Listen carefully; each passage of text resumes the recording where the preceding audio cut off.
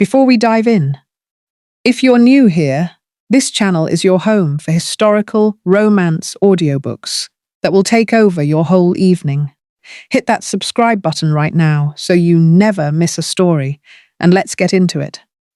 10 years ago, Meg Whitlow had stood at the altar of St. Bartholomew's Church in her mother's old wedding dress. The lace yellowed at the cuffs because there had been no money for new, and waited for a man who never came. She had been left there in front of the whole village. No note, no explanation, no Edmund. She had spent 10 years learning not to think about that day. She had spent 10 years learning a great many things she had never wanted to know. How to scrub floors without ruining your hands. How to make a week's wages stretch to a month. How to stand in a room and be invisible. She had become very good at all of it. And now the carriage was rattling toward Ashworth Hall, and somewhere inside that great grey house, Edmund Hale, the man who had left her at that altar, was 3 weeks away from marrying someone else. She was going to dress his bride. The hall rose from the mist like something out of a story told to children. Grey stone, ivy creeping up one wing, dozens of windows catching the weak autumn light. Meg had seen grand houses before. She had scrubbed floors in 3 of them. But there was something about the size of this one, the sheer breadth of it, that made her stomach tightened with a feeling she recognized as dread dressed up as nerves. "You'll want to mind the housekeeper," said the driver, an older man named Terence, who had collected her from the coaching inn with barely a word the whole journey. Mrs. Pratt. Strict as a sermon, that one, but fair. Don't give her cause and she won't give you cause. "Thank you," Meg said. "I don't intend to give anyone cause for anything." Terence glanced at her in the small mirror fixed above his seat, and something in his expression softened, the way people's expressions sometimes did when they looked at her. A flicker of pity she had learned not to acknowledge. "New maid for the young lady's wedding, are you? Big day coming. Whole county's talking about it." "So I understand. His Grace only just took the title, you know. Hardly seems real yet, even to the staff. Spent years abroad, he did, doing, well, nobody quite knows what. Came back a duke practically overnight. Distant cousins dying off, one after the other, God rest them, until there was nobody left but him." Meg kept her eyes on the window. How fortunate for him. Fortunate indeed. And now he's to marry Lady Cordelia Ferrars. "You'll be her maid, I expect. That's why they sent for you special, all the way from Yorkshire." Old Mrs. Pratt said the agency promised her the best lady's maid in the north. "I don't know about the best," Meg said, "but I am thorough." Terence chuckled, and the carriage rolled on through the gates. Meg had not always been a lady's maid. 10 years ago she had been Margaret Whitlow, the vicar's only daughter, with a small dowry and a smaller cottage and a future that had seemed, for one golden spring, entirely settled. She had been 20 years old and in love with Edmund Hale, the second son of a baronet with no money and no expectations and nothing to offer her but himself, which had seemed at the time like more than enough. They were to be married on the 14th of June. She remembered the date the way one remembers a wound, not because it hurt any more exactly, but because the body kept a record even after the mind decided to stop counting. Edmund had not come to the church. He had not sent word. He had simply vanished. From the village, from the county, from her life, sometime in the night before the wedding, and no one, not his family, not his friends, not anyone, had been able to say where he'd gone or why. For a week, Meg had told herself there had been an accident, that he was lying somewhere hurt and unable to send word. For a month, she had told herself there had been some terrible misunderstanding that would resolve itself. By the time a year had passed, she had stopped telling herself anything at all. because the silence itself had become the answer, and the answer was that he had simply not wanted her enough to stay. The scandal had been quiet but thorough, the way scandals in small villages always were. A bride left at the altar was an object of gossip for exactly as long as it took for a more interesting scandal to come along, and in the meantime, her prospects, never wide to begin with, narrowed to almost nothing. No respectable family wanted a son to marry a girl who had been so publicly, so humiliatingly discarded. There must be something wrong with her. The thinking went, even if no one could quite say what. Her father had died 3 years after that, and her mother's health had begun its slow decline not long after. Between the two of them there had been no money, and so Meg had done what girls in her position did. She had gone into service. She had been good at it, better in some ways than she had expected to be. There was a kind of peace in work that asked nothing of her heart. She had risen from housemaid to lady's maid over the years, through sheer competence, and competence, she had found, was a currency that did not care about a person's past. The position at Ashworth Hall had come through an agency, arranged at short notice when the previous lady's maid had taken ill.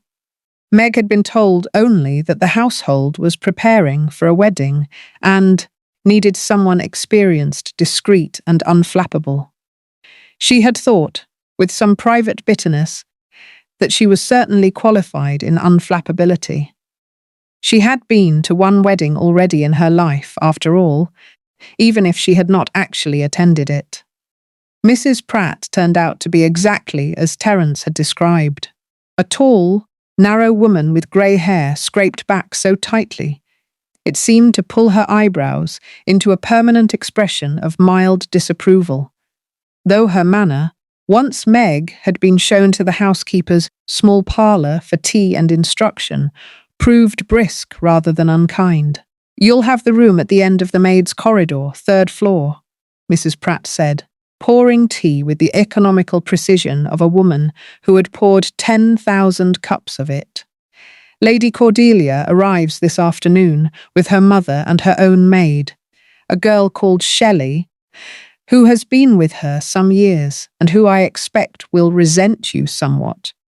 So mind you don't give her reason to think you're trying to take her place. You're here for the wedding only. Extra hands, given the scale of it. I understand. His Grace's household has been in something of an upheaval," Mrs. Pratt went on, in the tone of someone imparting necessary but slightly distasteful information. "New to the title, new to the house, new to nearly everything. He inherited it all rather suddenly. 3 deaths in the family within 18 months, if you can credit it, each one more unexpected than the last. The old Duke's heir, then the heir's son, then a cousin who'd been next in line for years and never thought he'd see the title himself. And then there was nobody left but Mr. Hale. His Grace, I should say now, who'd been abroad so long some of us had nearly forgotten he existed." Meg's teacup did not so much as tremble in her hand. She was rather proud of that afterward, when she had time to think about it. At the time, she was aware only of a strange ringing silence that seemed to fill the small parlour, as though the world had briefly stopped turning to let her absorb the name. Hale.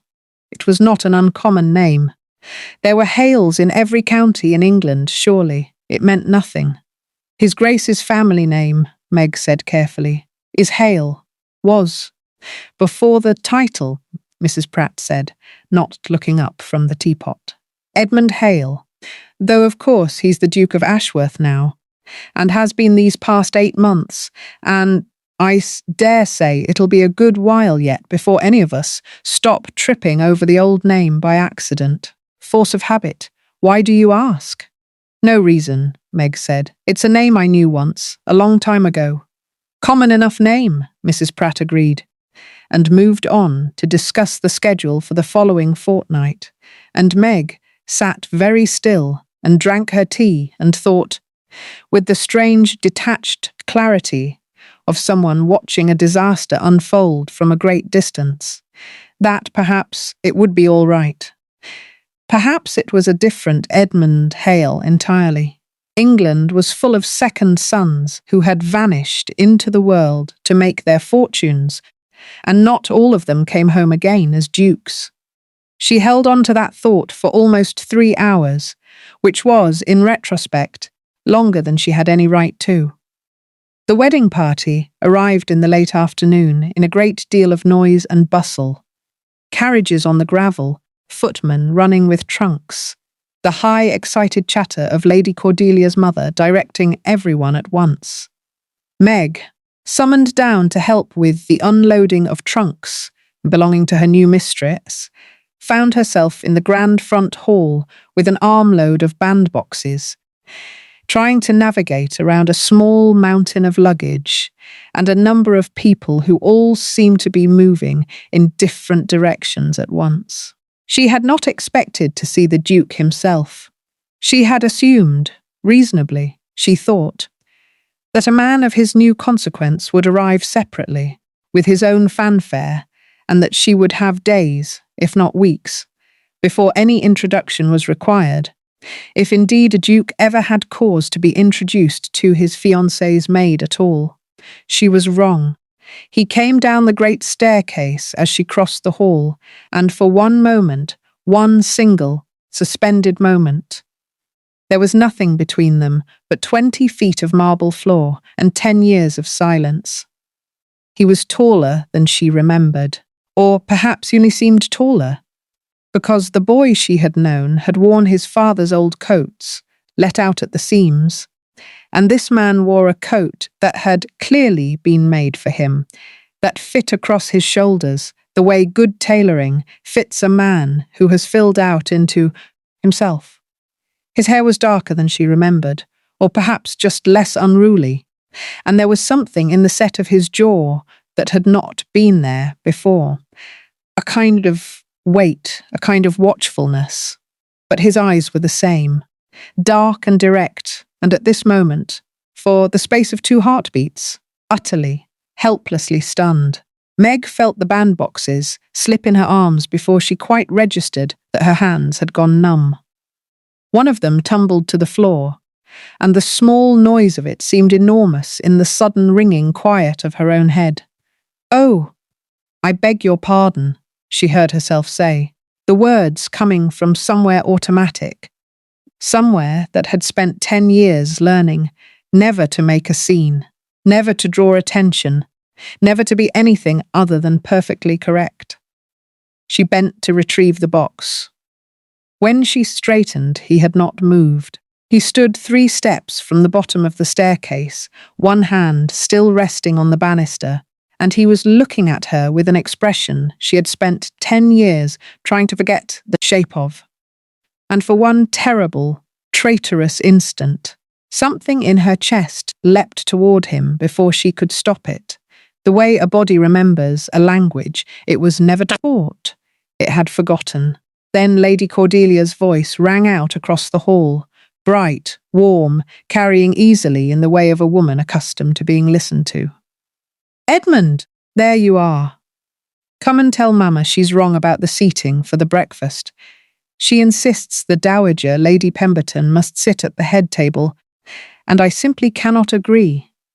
The Duke's gaze did not leave Meg's face for one more half-second, long enough for her to see something move behind his eyes, something that looked almost like panic.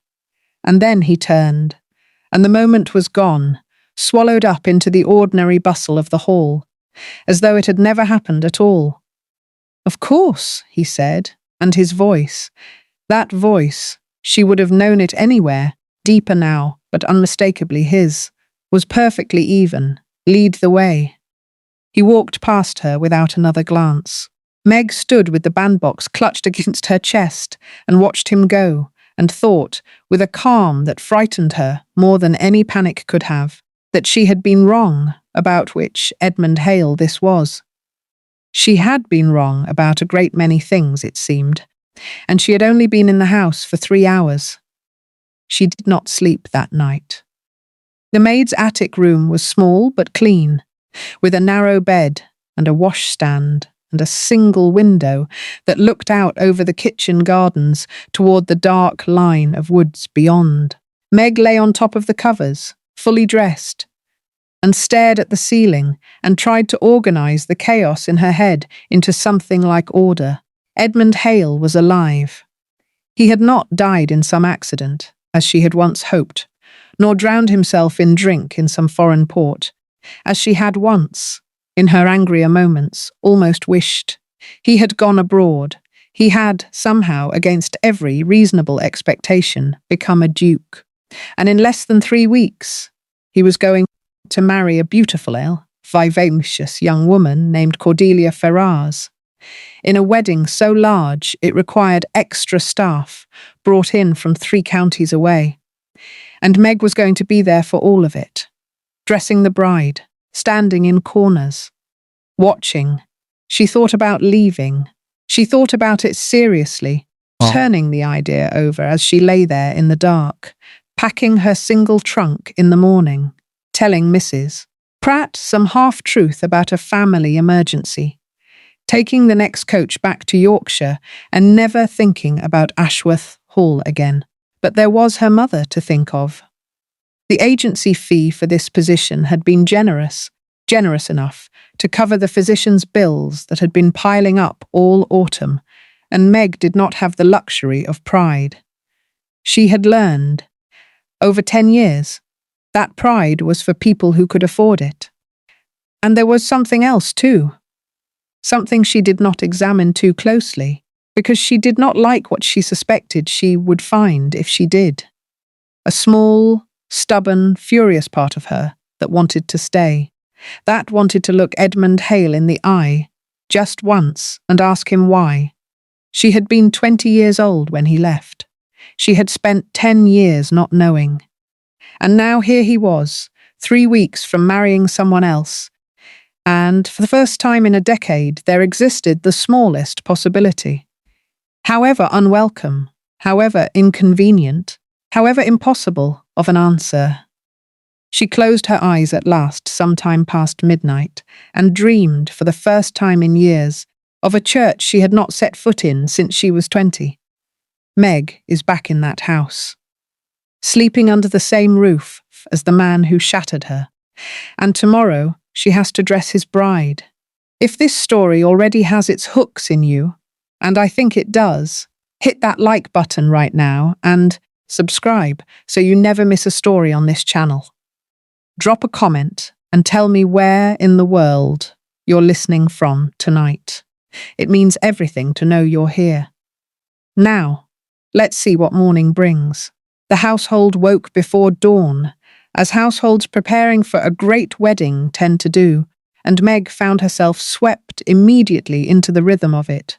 Fires to be lit, water to be carried, Lady Cordelia's vast wardrobe to be unpacked and pressed and hung according to a system Meg had not yet learned and would need to learn quickly. Shelley, Lady Cordelia's longtime maid, was a thin, sharp-faced young woman from London who made it clear within the first 10 minutes that she considered Meg's presence an insult, however politely phrased. "I've dressed Lady Cordelia since she was 16, Shelley said, watching with narrowed eyes as Meg sorted a trunk of silk stockings by colour. "I don't need help. I was told you'd be doing the linens and the small tasks. Nothing to do with her ladyship's person." "That's exactly what I understood as well," Meg said mildly. "I'm happy to take direction from you, Shelley. You know her ladyship's preferences far better than I could." This seemed to mollify Shelley somewhat, though her expression remained guarded for most of the morning. Meg did not mind. She had learned long ago that the quickest way to survive in a new household was to make herself useful and unremarkable in equal measure. And if Shelley wanted to believe Meg posed no threat to her position, Meg was happy to let her believe it. What Meg minded, what she found, despite every effort, that she could not stop minding was the sound of Lady Cordelia's voice through the dressing room door, bright and easy, talking about Edmund.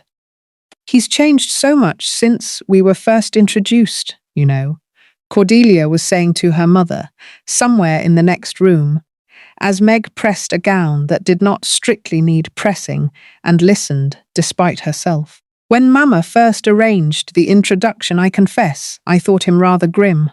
All those years abroad, I suppose. Wherever he was, it cannot have been very gay. But he's warming up beautifully.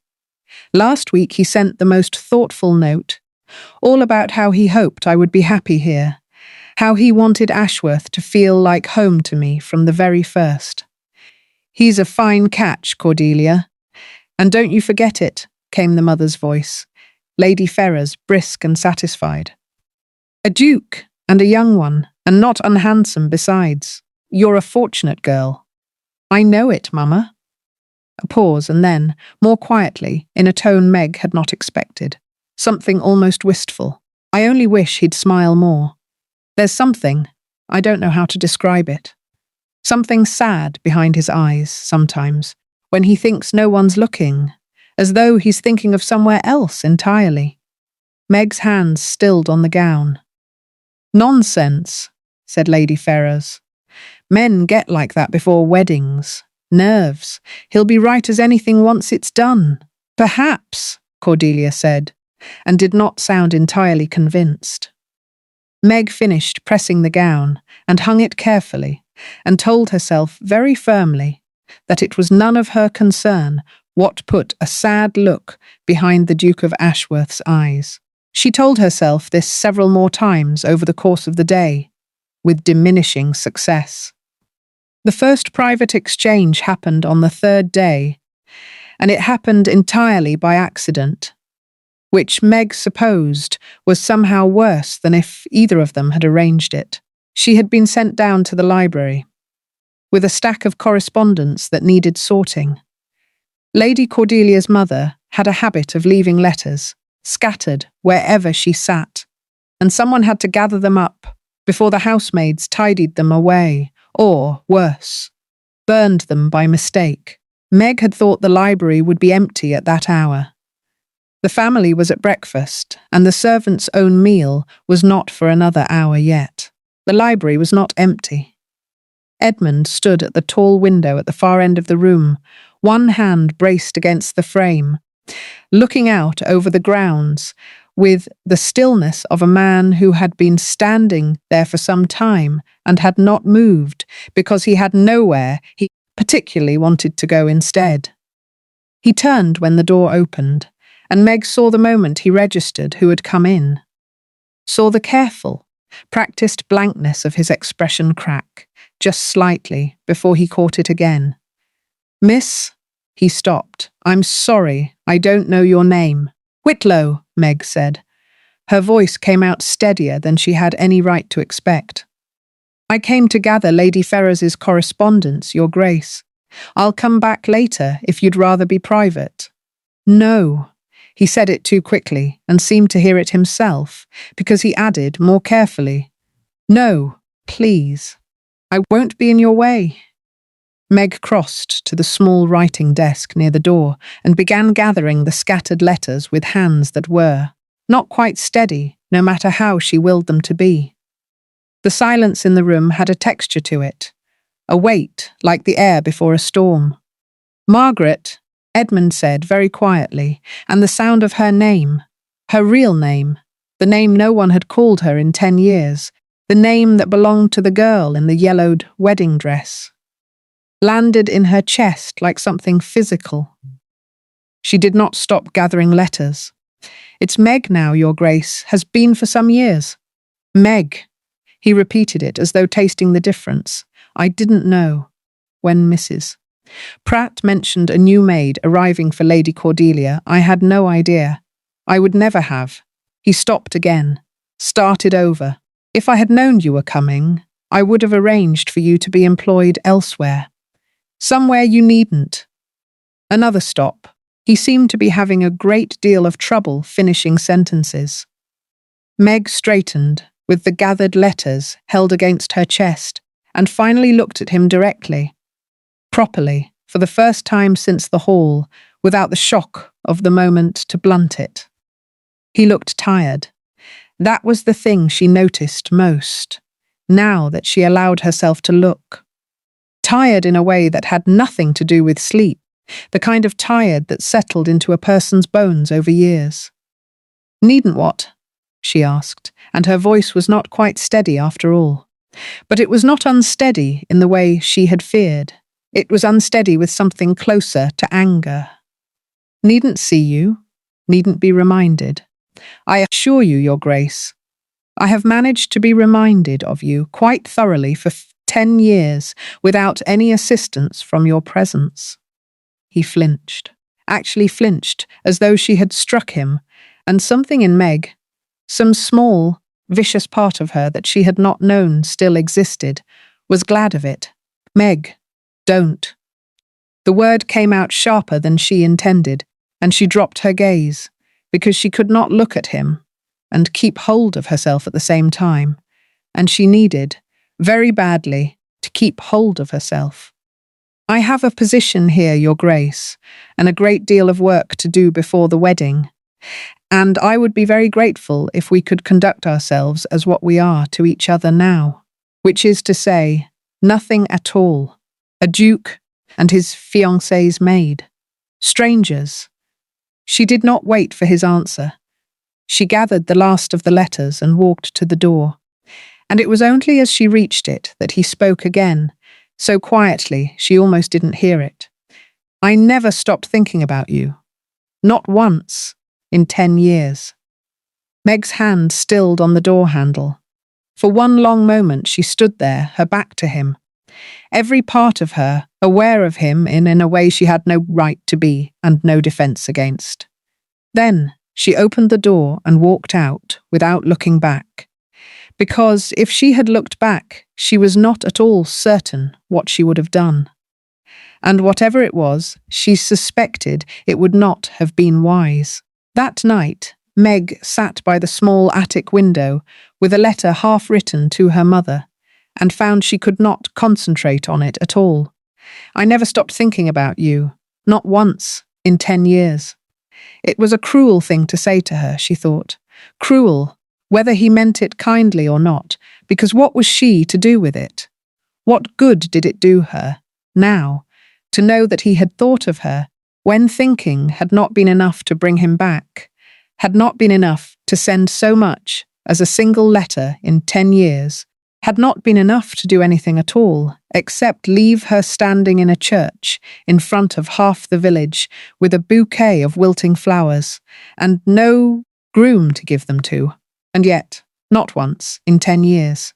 She thought of the boy she had known, Edmund at 22, all elbows and earnestness, who had once walked 4 miles in the rain to bring her a single hothouse, rose he could not really afford because he'd heard her admire one in a shop window, who had talked endlessly about the life they would build together. Nothing grand, he'd always said, just enough, just theirs, who had kissed her goodnight at her father's gate every evening for 2 years, and never once, not once, given her any reason to doubt him. And then one night he simply hadn't come. What had happened to that boy in the years between? What had turned him into a man who stood at windows with his shoulders set like a man bracing for a blow, who Lady Cordelia described as having something sad behind his eyes? Meg folded the half-finished letter to her mother and set it aside, unfinished, and told herself that none of it was any of her business. She did not entirely believe herself. But she had grown very good, over the years, at not believing things she could not afford to feel. The days that followed settled into something like a rhythm, though it was a rhythm strung tight as a wire. Meg threw herself into work. There was plenty of it, with a wedding of this size only weeks away. Fittings and rehearsals, and an endless stream of correspondence and deliveries. And for the most part, The work was enough to keep her thoughts where they belonged. For the most part, she saw Edmund nearly every day, in the way that servants and family members inevitably crossed paths in a great house, however carefully both parties tried to avoid it. He was scrupulously, painfully correct with her, a nod in passing, nothing more, the exact courtesy a duke might extend to any servant in his household. Meg matched his correctness precisely, and told herself this was right, this was sensible, this was the only way either of them could survive the next 3 weeks with any dignity, intact. But she noticed things. She could not help noticing things. She noticed that he was kind to the staff in small, unobtrusive ways, that he remembered the names of footmen who had been with the family only a few months, that he had quietly arranged for the undercook's son, who had been ill, to be seen by the same physician who attended the family. She noticed that at dinner, when Lady Cordelia's mother held forth at length about the guest list and the flowers and the precise shade of the ribbons, Edmund's attention would sometimes drift toward the window, toward the dark grounds outside, with an expression Meg recognized because she had worn it herself for years. The expression of a person who is present in body and entirely elsewhere in mind. And she noticed, she could not stop noticing, however hard she tried, that twice now she had caught him watching her across a room in the half-second before either of them could arrange their faces into the correct blankness. Twice, that same look, stunned and sad, and something else beneath it that she did not want to name. It was the 3rd week of Meg's time at Ashworth Hall, with the wedding now only 10 days away, that the garden scene happened, though scene made it sound grander than it was. It was, in truth, only a few minutes, in the blue dusk of an October evening, and nothing happened in it at all, except everything. Meg had been sent to retrieve a shawl Lady Cordelia had left on a bench in the rose garden that afternoon, one of the last warm days before the weather turned properly cold, when Cordelia and several of the other young ladies of the party had taken tea outdoors.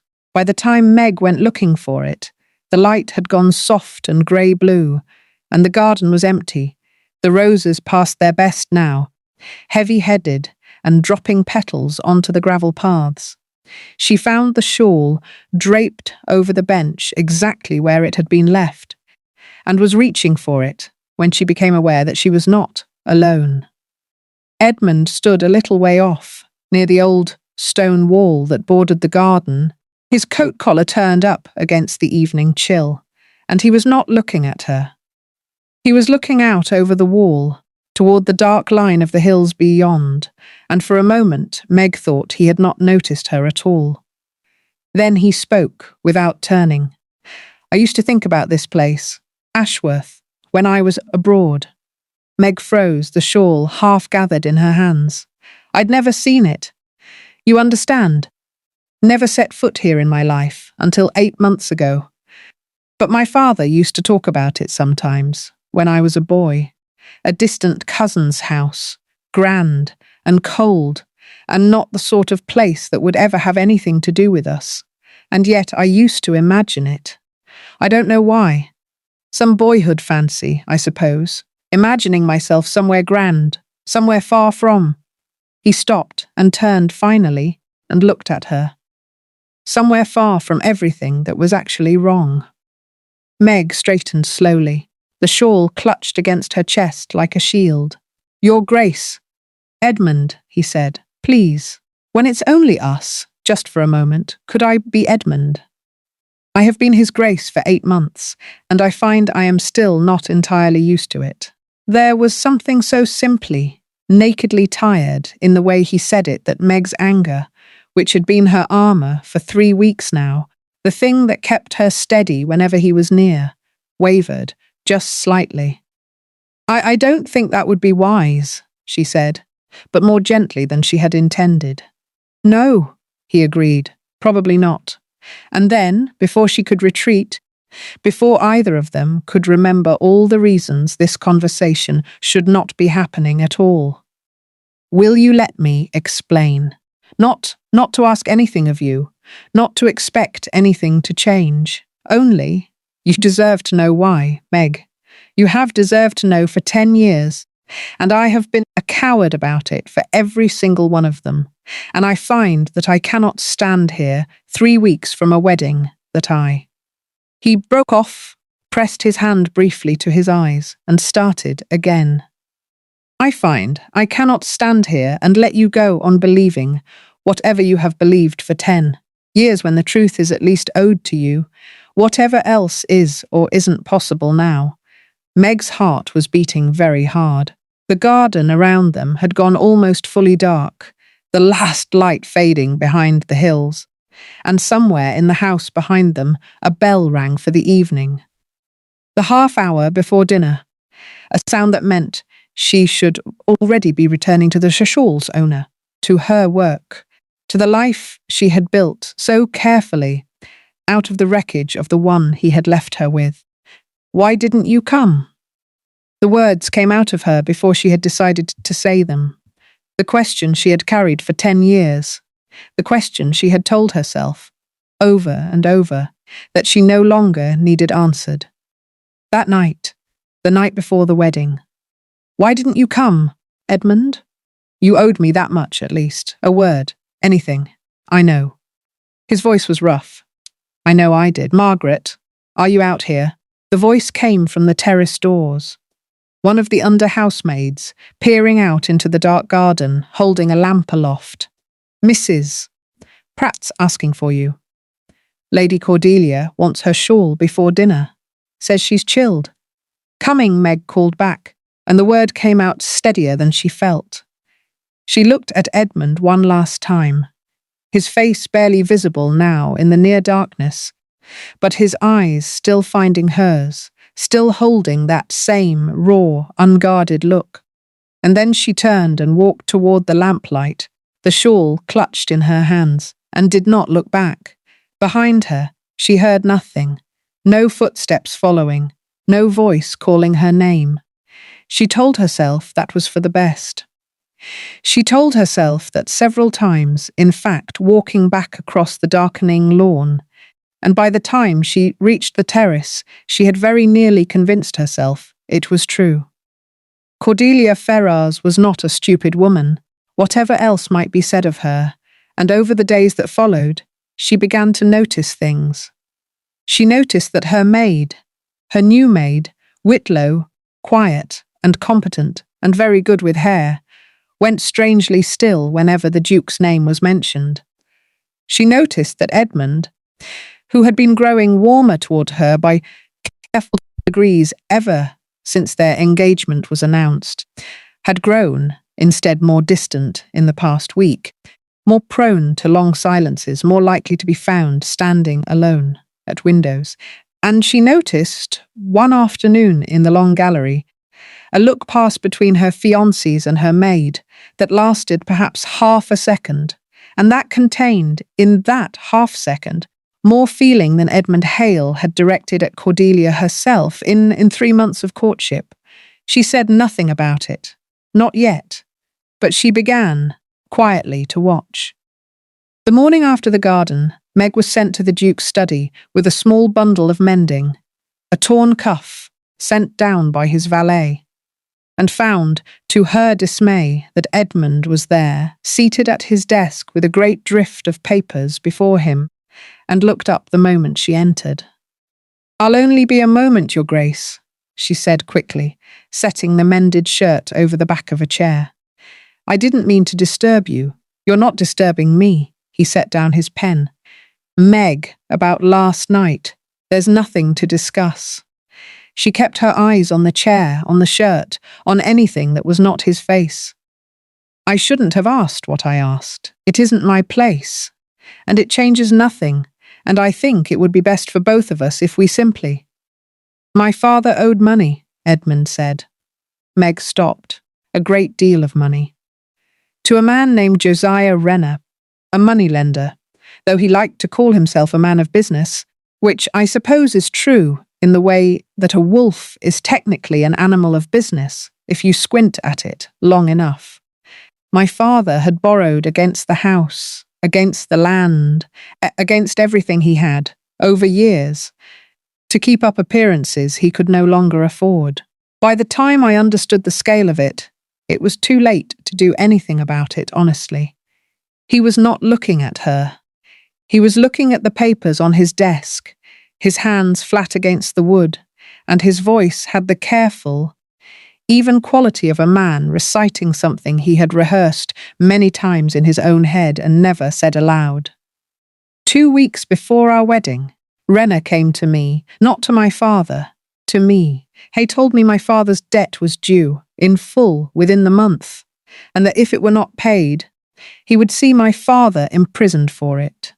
Debtor's prison, Meg, at his age, it would have killed him. And beyond that, he made it very clear that his methods of collection were not always so formal as a court of law. He had men. I had seen what those men did to other debtors who couldn't pay. I had no reason to think my family would be spared the same. Meg's mouth had gone dry. What did he want from you? He wanted me. Edmund finally looked up. He'd heard I had connections, a school friend whose family had interests in shipping in the Indies. Renner wanted a man inside that world, someone who could move money for him, quietly, untraceably, in places where the law had less reach. He offered to forgive my father's entire debt, every shilling, if I disappeared that night, took up the position he'd arranged then through my friend's family, and didn't come back, didn't write, didn't contact anyone for as long as he required me. He said if I told anyone, if I so much as said goodbye to you, Meg, if I left so much as a note, the deal was void, and my father would be in a debtor's cell within the week, and you, his voice caught just slightly. He made it clear that you would not be safe either, that he knew where you lived, that he knew everything about everyone I cared for, and that silence, total disappearance, was the only price he would accept. The study was very quiet. Outside, Meg could hear the ordinary sounds of the house going on. A door somewhere, footsteps, a maid's laugh cut short, and it seemed obscene, somehow, that the world should go on so ordinarily while she stood here learning that the worst day of her life had not been an abandonment at all. I had one night to decide, Edmund went on, quieter now. One night. I told myself that if I left, if I vanished, you would be hurt. Yes. But you would be safe and you would grieve, and eventually you would move on and marry someone steadier than I had ever managed to be, someone who could actually give you the life I'd promised. I thought it was the only way to protect everyone. I told myself that for 10 years, Meg. I told myself it was the right choice, the only choice, and most days I even believed it. And the other days, Edmund said, I thought about walking into the sea. Meg's hand found the back of the chair, gripping it. Your father, did he ever know what you'd done for him? No, he died 4 years ago, still believing the debt had simply resolved itself, somehow, through good fortune. I let him believe that. It seemed kinder. And Renner, this man, is he, dead as far as I know. I worked for his interests for 6 years. In the Indies and then in Lisbon, moving money, keeping ledgers, doing things I am not proud of and will not describe to you because you do not deserve to carry them alongside everything else I've already given you to carry.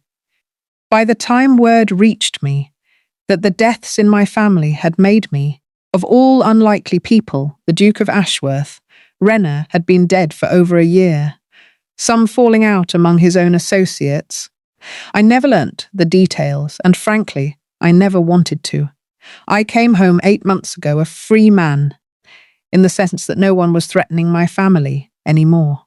But I came home to find that the woman I'd spent 10 years trying to protect had spent 10 years believing I simply hadn't wanted her. His voice broke, very slightly, on the last words. And there was nothing I could do to undo that. The damage was already done. 10 years done. Meg stood very still, and found that she was crying. Not loudly, not dramatically. Just a slow, silent overflow that she could not seem to stop, and did not, for once, try to hide. "You should have told me," she said when she could speak. Even if you couldn't tell me then, when you came back. 8 months ago, Edmund. You could have written to me 8 months ago and told me the truth, and instead I learned it by accident, in a study 3 weeks before your wedding. I know. Do you have any idea what those 10 years were like for me? Her voice rose, finally, the anger she had been holding so carefully cracking through. Do you have any idea what it does to a woman to be left at the altar in front of the entire village, with no explanation, nothing? I couldn't get a respectable position for 2 years. No family wanted their sons anywhere near me. There must be something wrong with her, they all thought. Why else would a man run from her like that? I went into service, Edmund. I scrubbed floors. My mother's health failed, and I could barely afford the physician. And all that time, you were alive, and you were thinking of me, and you decided, again, that I didn't need to know. I was a coward, Edmund said.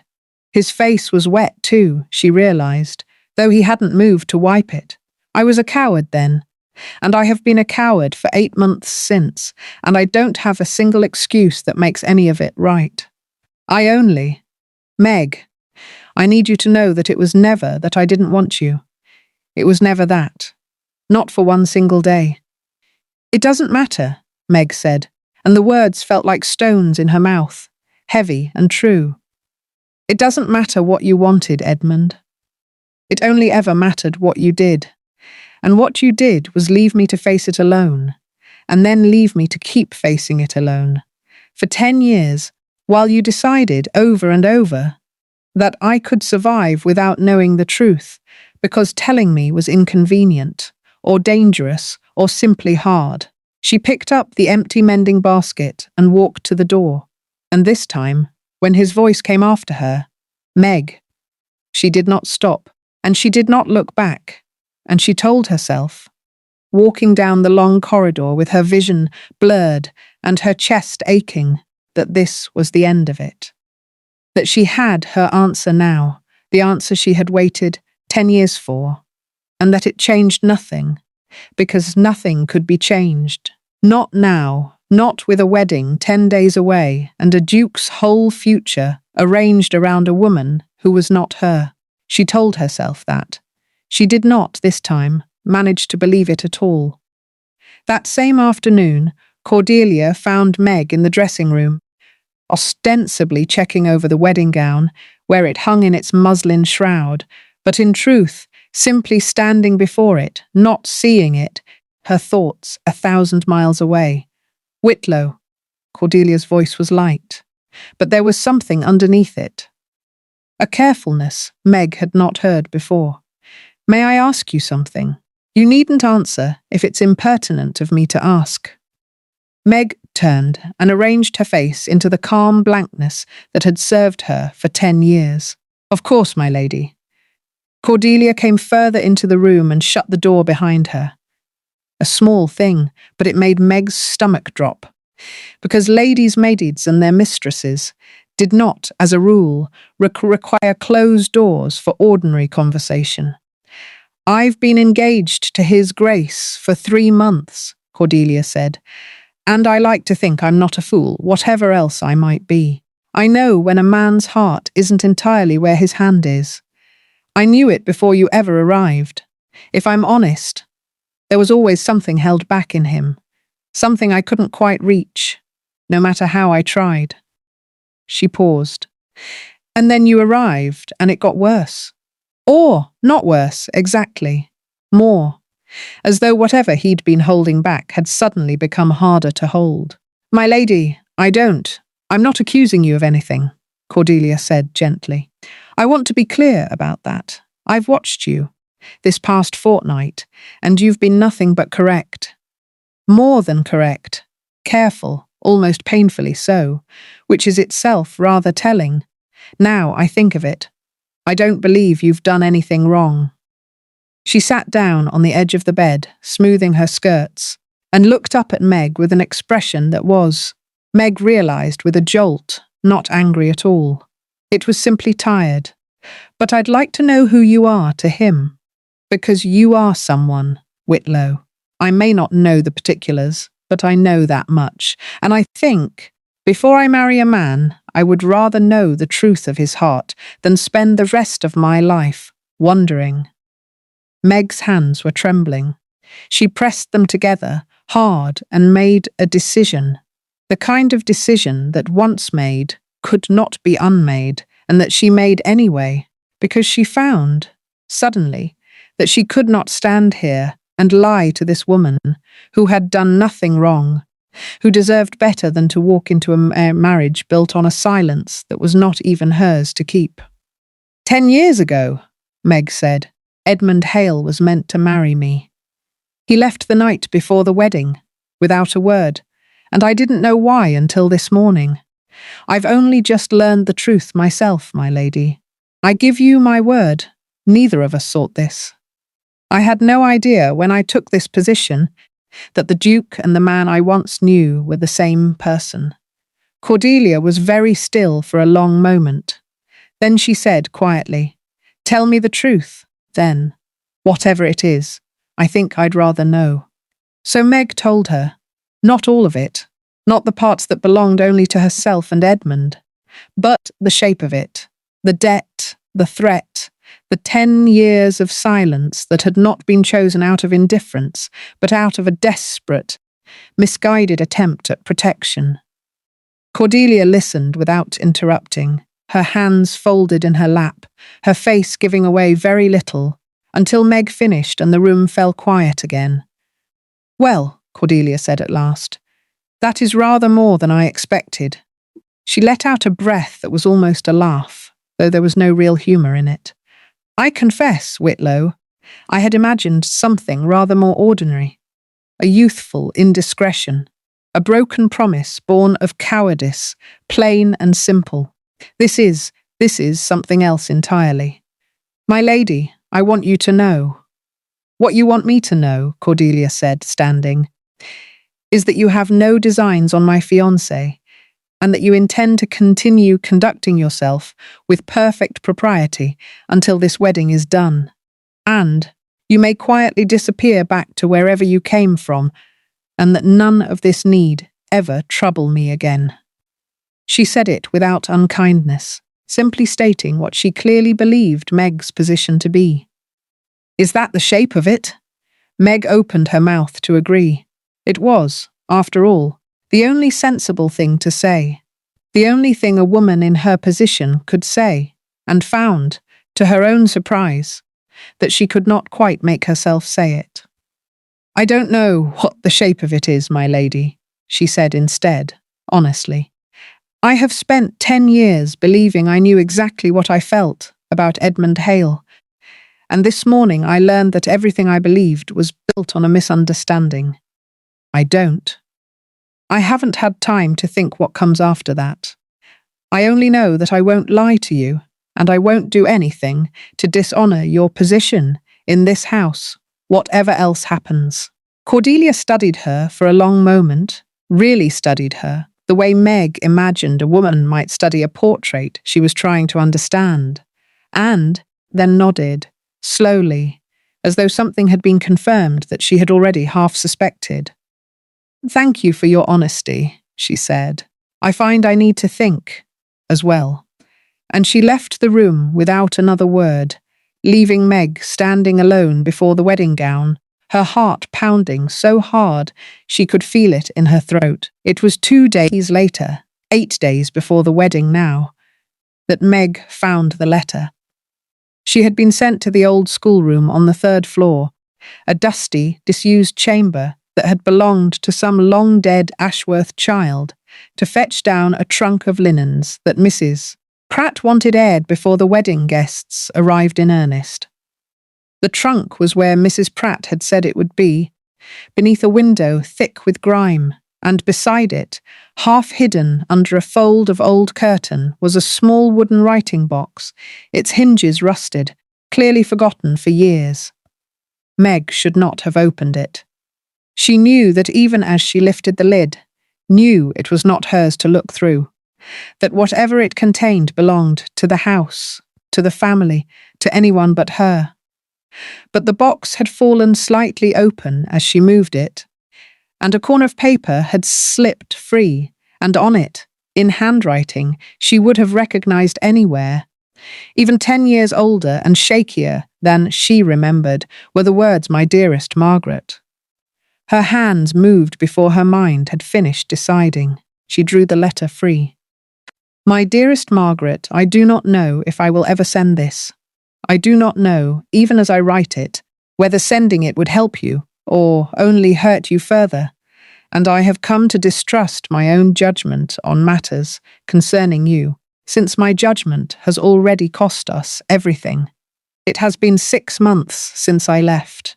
6 months since the night I sat in my room and wrote 3 letters and burned all 3, because I could not find words that did not sound like excuses.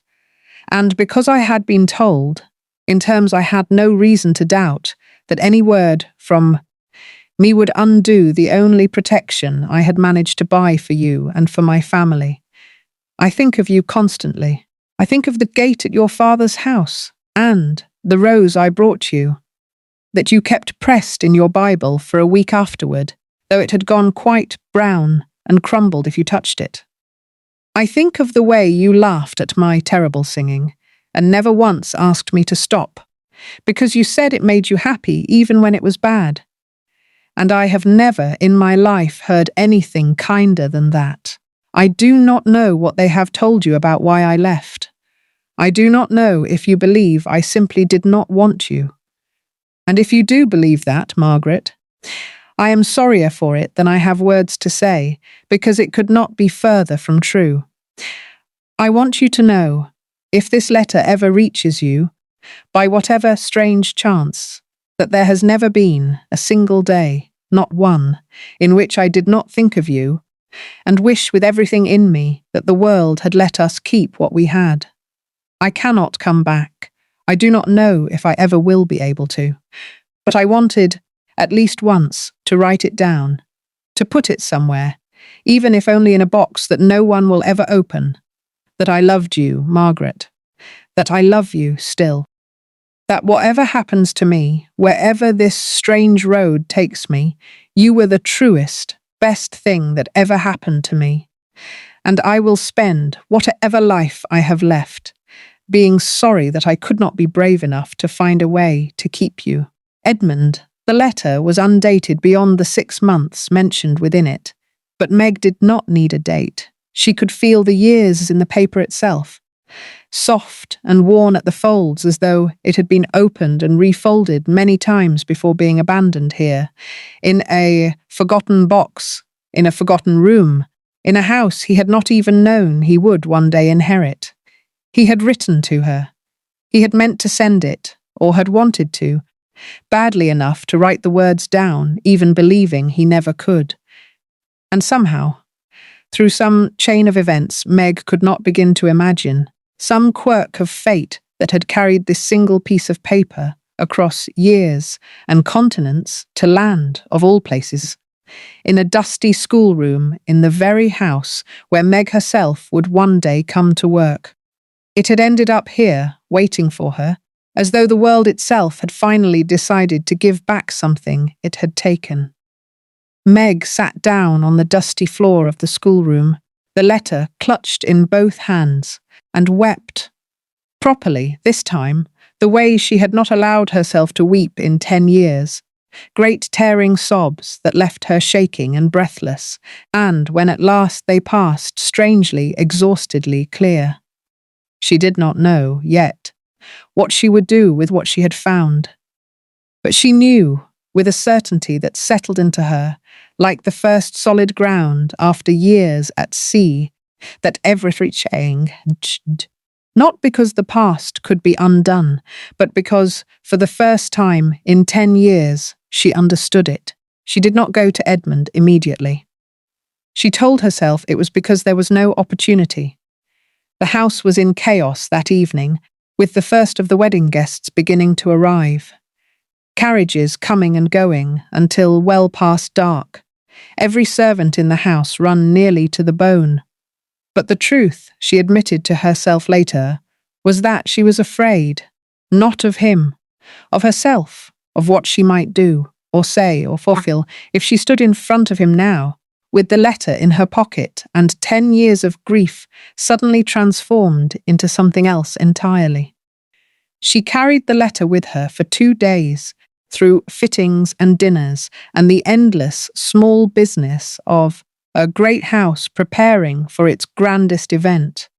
And on the 3rd day, 6 days before the wedding, fate, or something like it, made the decision for her.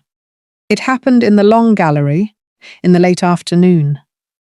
Meg had been sent to find Lady Cordelia, who had wandered off somewhere with a book and forgotten she was meant to be fitted for her travelling costume, and as she passed the gallery's tall windows, she saw Edmund below in the drive, and beside him, a man Meg did not recognise, in a coat too fine for a tradesman and too worn for a gentleman, standing rather too close, speaking in a low, urgent voice that Meg could not hear, but whose tone, even through glass, made the hair on her arms rise.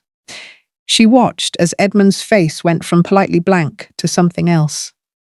Something hard and pale and afraid, an expression she had not seen on him, even in the worst of their conversations, and she found herself moving toward the stairs before she had quite decided to, driven by an instinct she could not have named.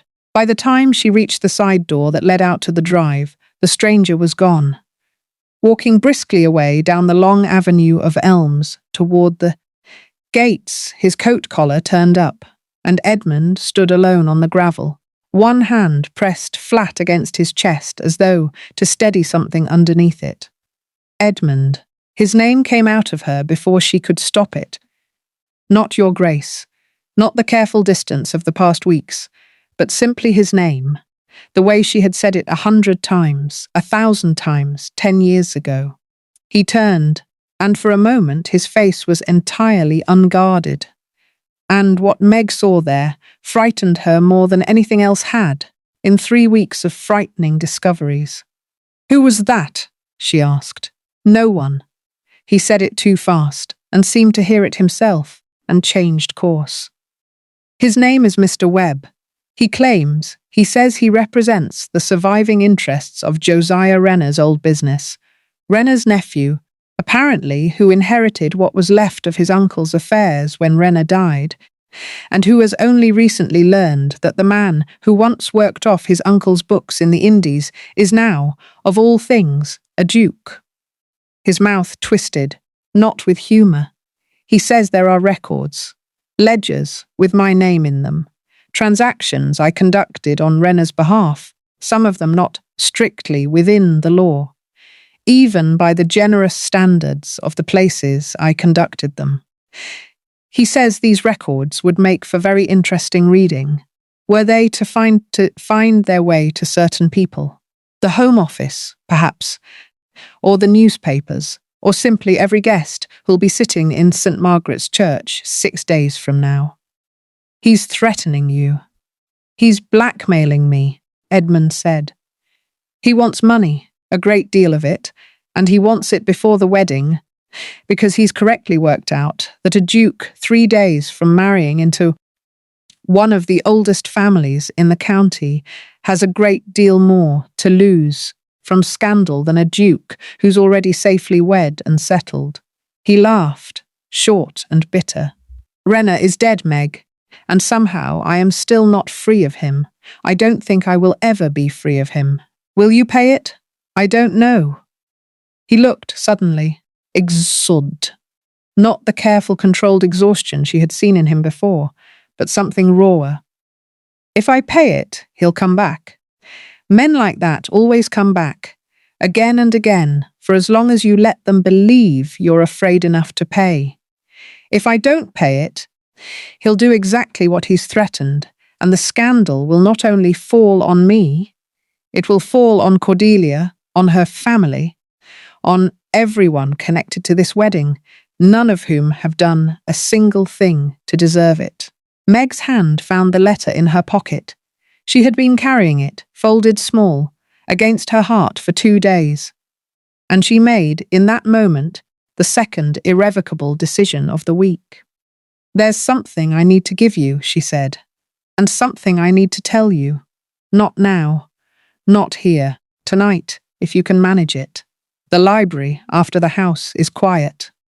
Edmund looked at her for a long moment, and something in his expression, exhaustion, fear, and underneath it all, that same raw hope she had seen in the garden, seemed to steady, just slightly.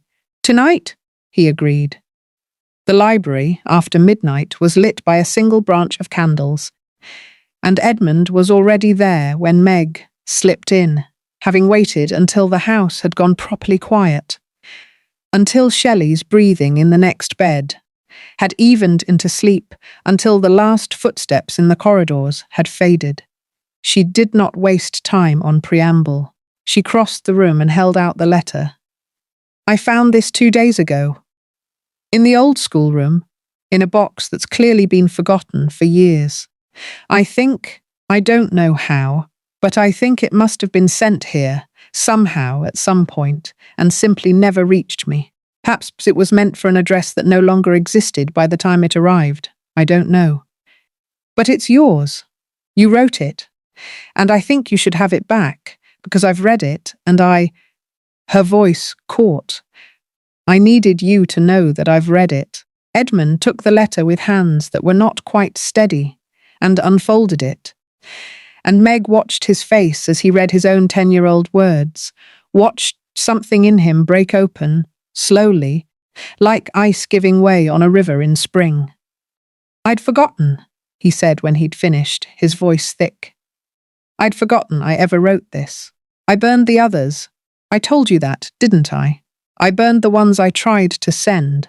But this one, I think I must have written it last. After I'd already decided I couldn't send anything at all, and I think I kept it because some part of me needed it to exist somewhere, even if you never saw it, even if no one ever did." He looked up at her, and his eyes were wet. "Meg, I don't know what to say. I don't know what this changes. I don't know if it changes anything at all, 3 days before." "It doesn't change what happened," Meg said. "Nothing can change that. 10 years are 10 years, Edmund, and they're gone, and they were hard, and I won't pretend otherwise. Not even now." She took a breath. "But it changes what I believed about why. I spent 10 years believing you simply didn't want me enough. And that wasn't true. It was never true. And I find that knowing that matters, even though it can't undo anything. It matters more than I expected it to. Meg, I'm not finished." She held up a hand, and he stopped and waited, and she found the words she had been turning over since she'd found the letter. Words she had not let herself fully think until now. "You're getting married in 3 days. To a woman who deserves honesty, and who I genuinely believe, Edmund, is beginning to suspect that something is very wrong, and who came to me 2 days ago and asked me, directly, whether you and I had a history. I told her the truth.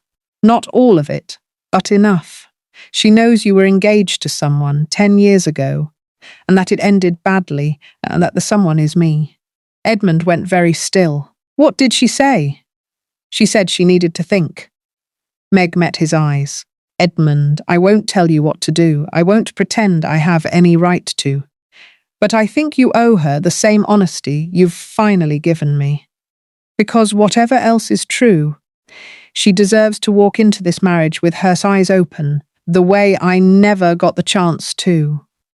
For a long moment, Edmund said nothing. Then he folded the letter carefully and tucked it inside his coat, against his heart, and looked at Meg with an expression that held something she could not quite name. Grief and resolve, and something underneath both of those that looked almost like relief. "You're right," he said. "You've been right about everything this whole time, and I've been a coward about all of it. But not about this, not anymore." He moved toward the door, then paused and turned back. "Meg, whatever happens in the next few days, whatever I do or don't do, about Webb, about the wedding, about any of it, I need you to know that finding that letter, finding you, it's the first time in 10 years I've felt like the man I used to be might still exist, somewhere. And I don't think I can go back to pretending he doesn't. Not now."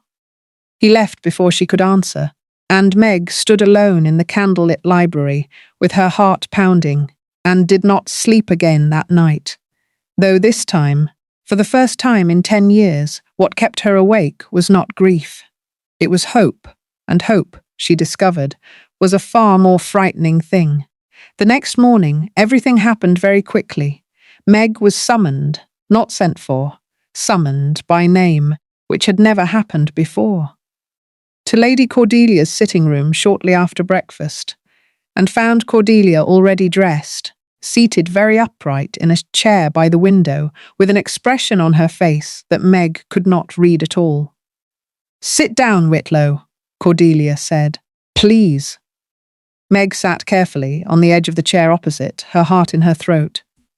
"His Grace came to me this morning," Cordelia said, "before breakfast and told me everything. Not just what you told me, everything. The debt, the threat, the 10 years, the letter you found, and," she paused, "a man named Webb, who apparently arrived yesterday with rather unpleasant intentions toward His Grace's reputation.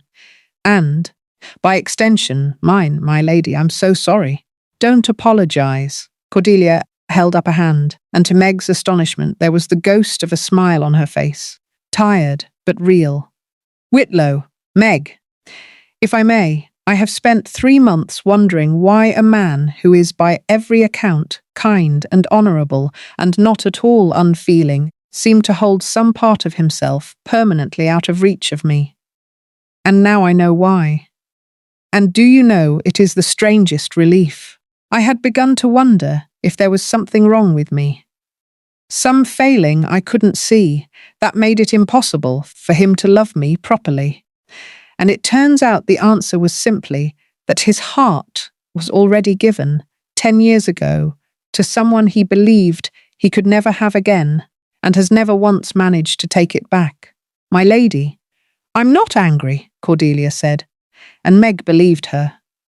There was nothing in her face but a kind of weary clarity, the look of a woman who has finally understood a puzzle that had troubled her for a long time.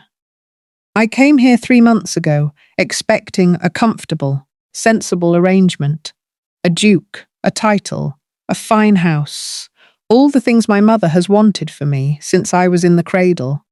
I did not come here expecting to fall in love, and I haven't, not really. I like Edmund very much, and I think, given time, I might have come to love him in the comfortable way one loves a good friend one happens to be married to. But that is not what marriage should be, is it?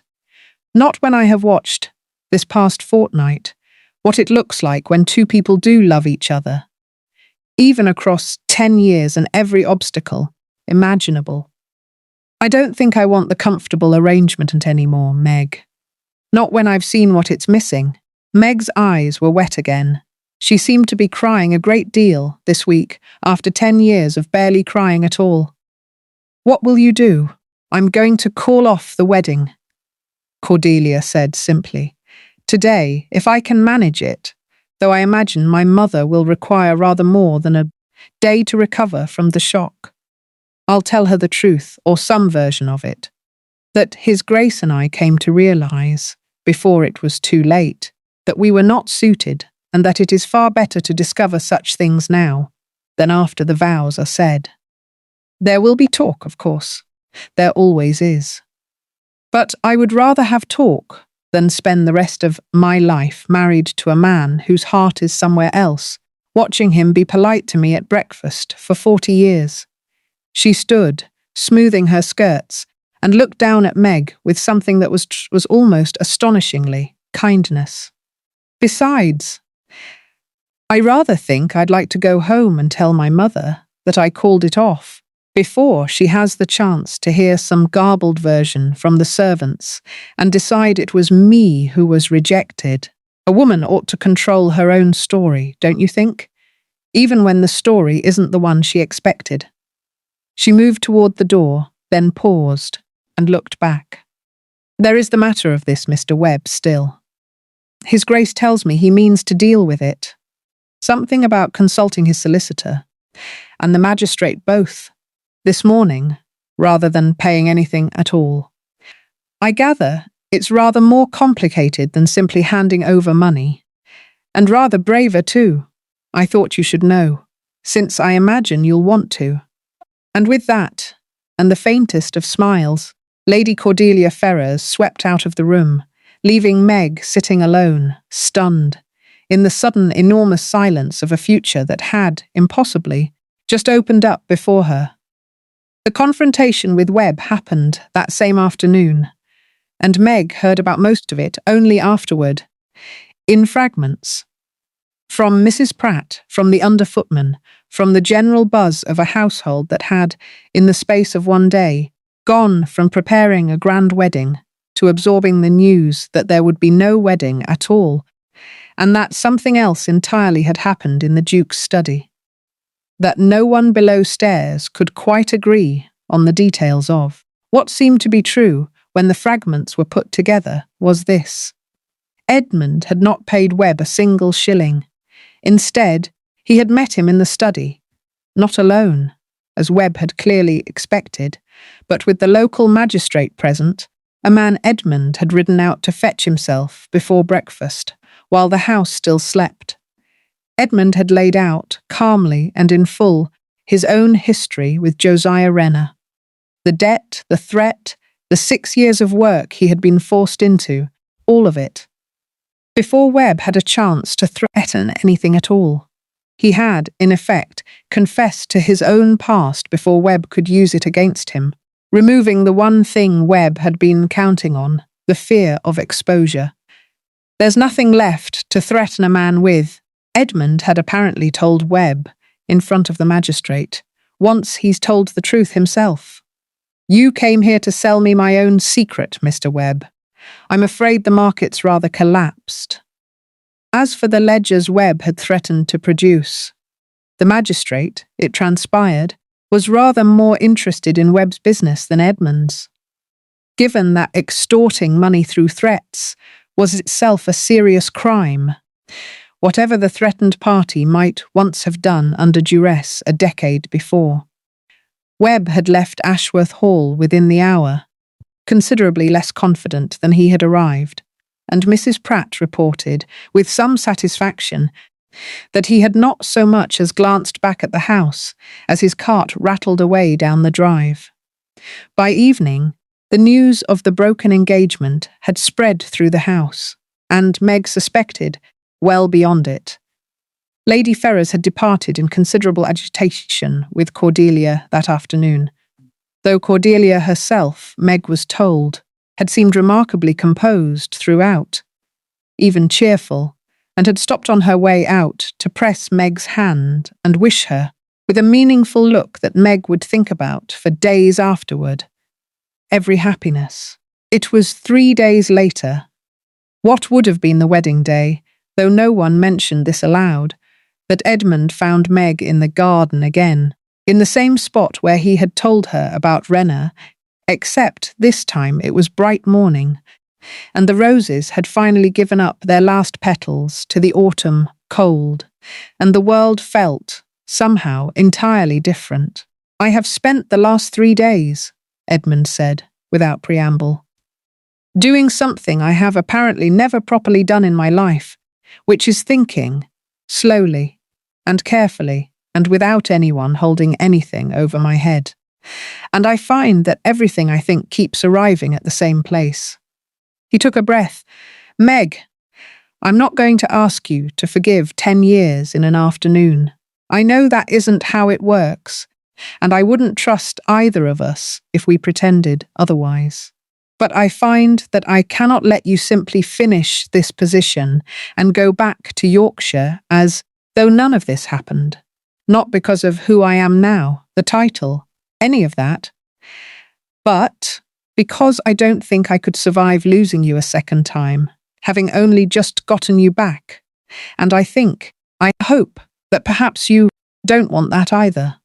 Meg looked at him for a long moment, at the man he had become, with all his careful weight and his quiet kindnesses and the sadness that had finally, in these last few days, begun to lift from behind his eyes, and found, to her own surprise, that the anger she had carried for 10 years had not vanished exactly, but had settled into something else. Something that could sit alongside hope, instead of blocking it out entirely. I don't want that either, she said. But, Edmund, I need you to understand something. I'm not the girl who waited at that church 10 years ago. I've spent 10 years learning to stand on my own, and I won't give that up, not even for you. If there's to be anything between us, whatever it is, however slowly, whatever shape it takes, it has to be built honestly from the start.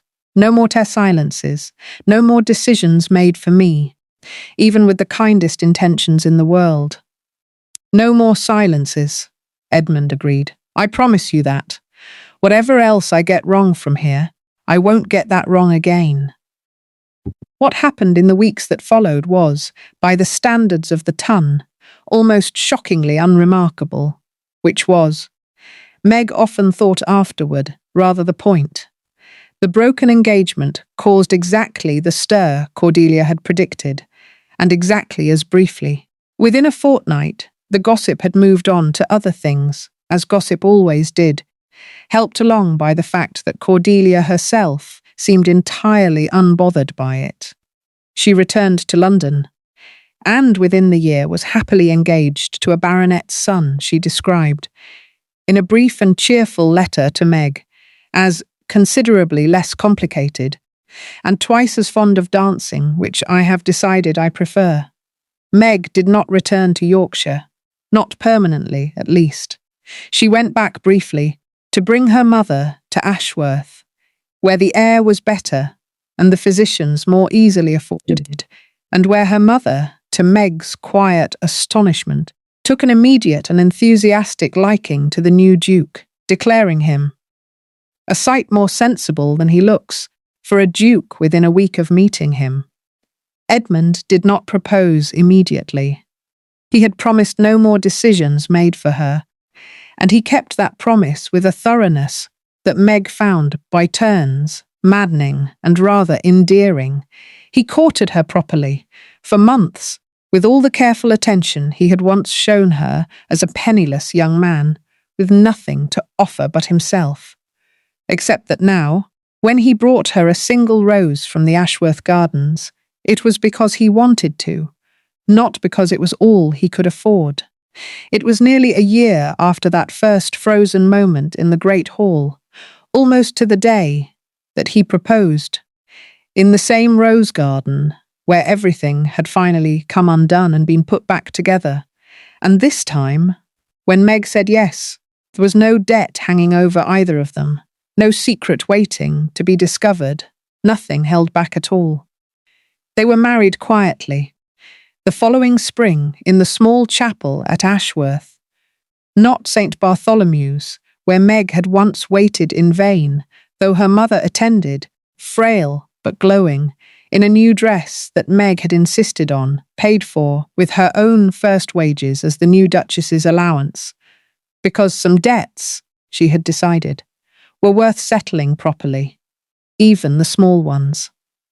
And on the morning of the wedding, as Meg stood in the doorway of the chapel in her gown, new, this time, not borrowed, not yellowed with age, and looked down the aisle to where Edmund stood waiting, she found herself thinking, not of the church she had waited in 10 years before, but of the great hall on her first day at Ashworth.